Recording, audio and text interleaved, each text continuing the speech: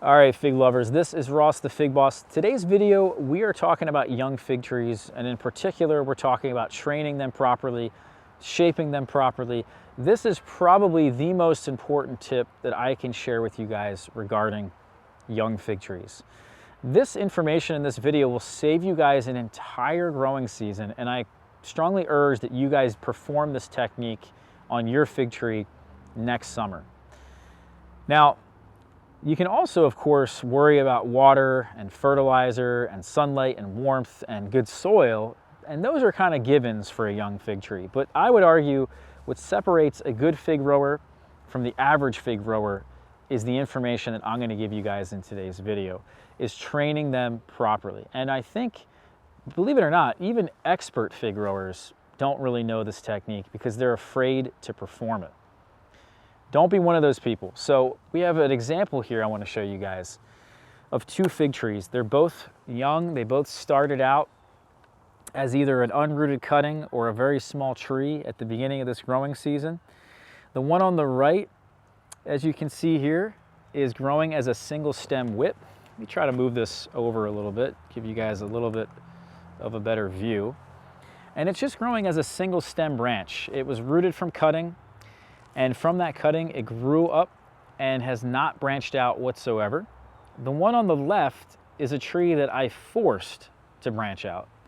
And you can see it has a main trunk, the same thing, rooted as a cutting, main trunk comes up. I topped it in the summertime, pinched it, nipped it, summer pruning, whatever you want to call the technique. I topped it, and I forced it, because I topped the tree, to form new growth points. Once you take the apical bud off of the single stem whip, it then encourages the tree to then find new growth points to reach for the sun and to achieve dominance, it's called. So now the apical bud no longer has dominance, and so other branches along this single stem whip will try to branch out and achieve that dominance. They all are trying to reach for the highest point to reach the most sunlight possible. It's a hormone actually that controls this in fig trees and in most plants.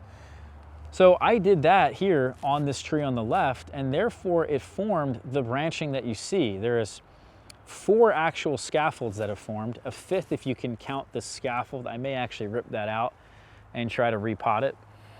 But now we have a big difference with these figs. Now, it's not that the single stem whip can't get to this tree on the left, but we've wasted an entire growing season.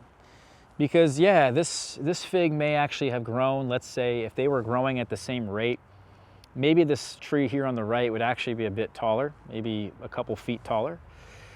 But then in the spring, there's a huge disadvantage with this single stem whip here, in that we're gonna have to now cut this back to the height that we choose to then encourage it to branch out.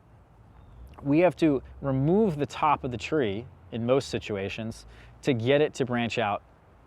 And instead of doing that, well, I already formed the scaffolds that we're looking for, the permanent structure of the tree, in this first season. So now going into the second season, I'm going to be able to actually have the permanent structure that I look for. And then I'm also going to be able to have fruit that's going to form on fruiting branches from these scaffolds. There's not only a more likely chance that this tree here on the right has a higher chance of fruiting, but it's also going to produce more fruit, and they're also going to be at a higher quality. The difference here, and just talk about numbers, I estimate this fig tree here on my left will probably produce about 20 figs if I'm lucky. The tree here on my right will probably produce about 40 or 50. That's a pretty big difference. And I would also argue that the quality will be different because of the lack of pruning that I'm going to be doing on this tree here on the right during the winter time. We are also fruiting our figs from an actual structure rather than something like this that just is, you know, kind of new growth without any sort of backbone to it.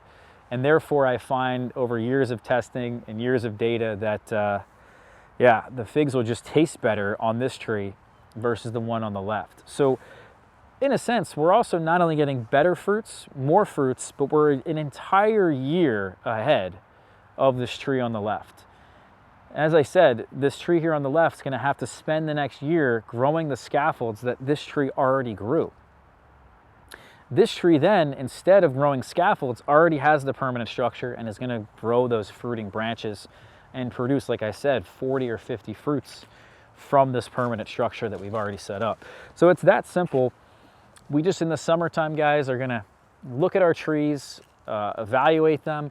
If they are having this single stem problem, they're not branching out, which most of them probably will. We'll select the most healthiest shoot from the base. Then we're going to top it, as I did on this tree.